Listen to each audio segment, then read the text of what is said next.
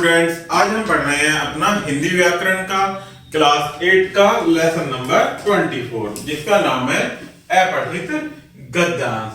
तो आइए प्यारे बच्चों शुरू करते हैं और समझते हैं अपठित गद्यांश के बारे में।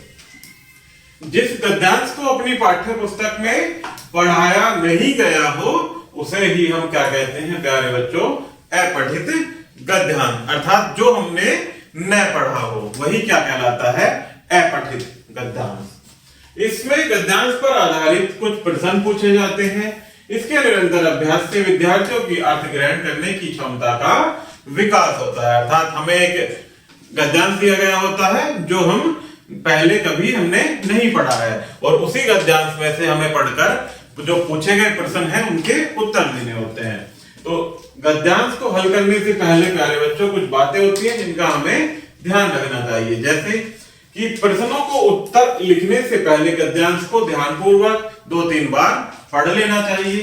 प्रश्नों के उत्तर सरल, सुबोध व स्पष्ट होने चाहिए और दिए गए उत्तरों का संबंध जो हमें गद्यांश दिया गया है उसी से ही संबंधित होना चाहिए।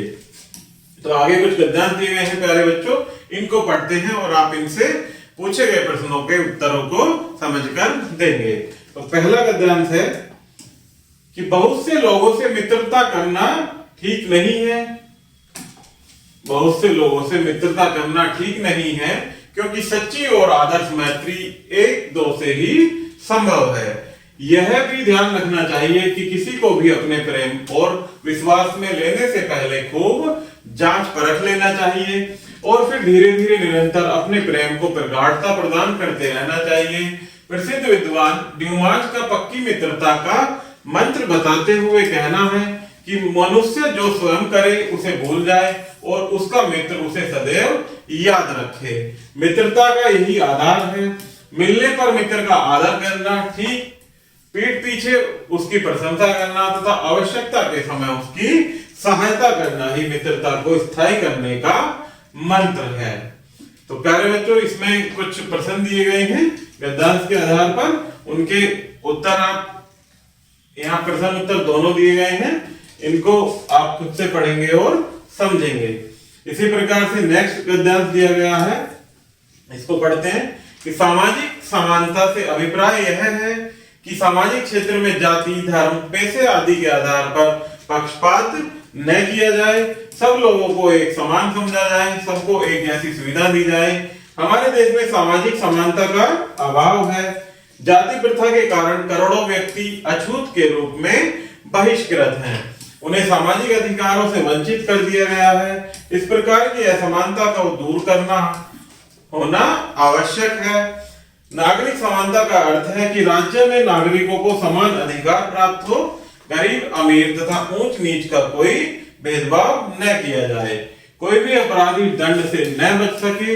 राज्य के प्रत्येक नागरिक को राज्य के उच्च पद को अपनी योग्यता के बल पर प्राप्त करने का अधिकार राजनीतिक समानता का द्योतक है।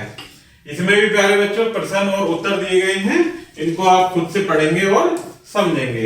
इसी प्रकार नेक्स्ट गद्यांश दिया गया है मुंशी प्रेमचंद के विषय में, तो पढ़ते हैं इसको। मुंशी प्रेमचंद का जन्म 31 जुलाई 1880 को वाराणसी जिले के लम्ही ग्राम में हुआ था। उनके पिता का नाम अजायब राय था। उनका बचपन आर्थिक अभावों में बीता। प्रेमचंद जी की प्रारंभिक शिक्षा मौलवियों की देखरेख में हुई थी। उन्होंने वाराणसी में हाई स्कूल परीक्षा उत्तीर्ण की, फिर एक प्राइमरी स्कूल में अध्यापक का कार्य आरंभ किया। बाद में उन्होंने सब डिप्टी इंस्पेक्टर ऑफ स्कूल के पद पर काम किया। सन 1920 में सरकारी नौकरी से त्यागपत्र दे दिया तथा सारा जीवन साहित्य सेवा में लगा दिया। प्रेमचंद उर्फ धनपत राय का विवाह सफल न हो सका। उन्होंने शिवरानी नामक बाल विधवा से दूसरा विवाह किया। प्रेमचंद जी ने 300 के लगभग कहानियां लिखी जो मानसरोवर के नाम से संग्रहित हैं। प्रेमचंद जी के प्रसिद्ध उपन्यास गबन गोदान, सेवा सदन, रंगभूमि, कर्मभूमि आदि हैं। 8 अक्टूबर 1936 में 56 वर्ष की आयु में प्रेमचंद जी का निधन हो गया। इसी प्रकार से प्यारे बच्चों इसमें प्रश्न और उत्तर दिए गए हैं, इन्हें आप पढ़ेंगे और समझेंगे। आगे पढ़ते हैं अध्याय संक्षेप। ऐसा गद्यांश जिसका पूर्व काल में अध्ययन न किया गया हो वह अपठित गद्यांश कहलाता है। अपठित गद्यांश के उत्तर लिखने से पहले गद्यांश को ध्यानपूर्वक पढ़ना चाहिए। तो प्यारे बच्चों इस प्रकार से हमारा ये लेसन यहीं समाप्त होता है। आशा करता हूं कि आपको यह वीडियो जरूर पसंद आई होगी। धन्यवाद।